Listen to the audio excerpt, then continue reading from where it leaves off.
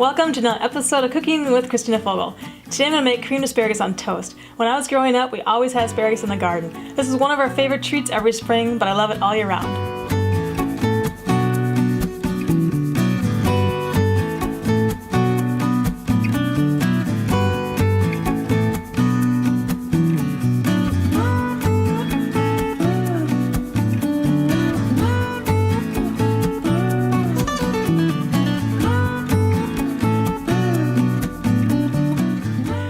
Before I get started, I want to do some shoutouts.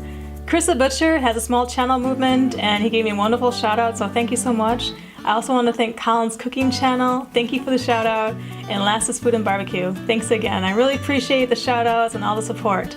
I'm going to put the links to their channels below. I want to also give a couple of shout outs to some other channels: Mel Simple Meals, The Happy Whisk, Terry Lyle, Baking with Elliot, the Tortilla Channel, In for the Grill, and the Cast Iron Skillet. These are all great channels. Show them some love and support, and the links are down below. So to prepare the asparagus, a lot of times I'll take the asparagus and bend it, and where it snaps, that's the tender spot, and that's kind of the fiber spot. You don't want that. These are so thin, I don't think that's going to work because they're pretty bendy. So I'm just going to take about the bottom, I'd say about inch and a half, and just chop it right off. Toss it.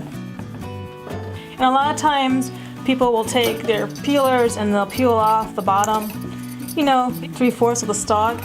I'm not going to do that with these. Again, they're just so small and tender that I wouldn't have much asparagus left after I did that. So that's pretty much ready to go.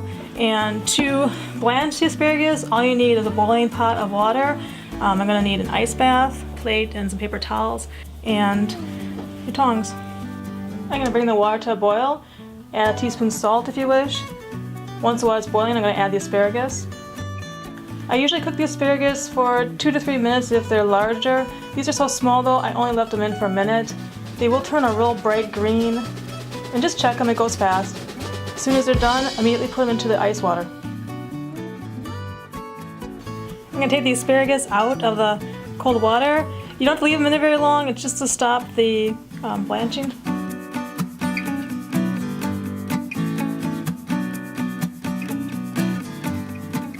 To make the cream sauce, I'm going to need 1/4 cup butter, 1/4 cup flour, 2 cups of milk, salt and pepper to taste. I'm going to need a saucepan and my whisk. Okay. To the stove. I'm going to melt the butter over low heat. As soon as the butter melts, I'm going to add the flour. I'm going to constantly whisk this until it's nice and smooth, and then I'm going to stir it for a minute or so until it starts to get nice and bubbly. I'll start adding my milk a little bit at a time, just whisk it in, and then I'll finish adding all the milk. I'm going to raise the heat to about medium-high and just get this cooking. Keep stirring and it'll start to thicken up. Add your salt and pepper to taste. I added about a teaspoon salt and a 1/2 teaspoon pepper. You can add any seasonings you like, nutmeg, cayenne, whatever you wish. It'll get nice and thick. Keep stirring until it starts to boil and then the sauce is ready. I've got my asparagus and my cream sauce, so I can go ahead and put it together. I'm going to toast the bread. You can use whatever kind of bread you like. I'm using an oatmeal bread.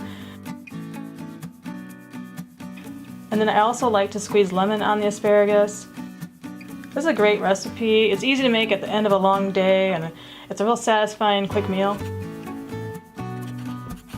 I love this sauce recipe, and you can add whatever seasonings or spices you like. I keep it fairly plain and simple for creamed asparagus because I like to let the asparagus flavor be the star, but definitely add whatever spices you enjoy.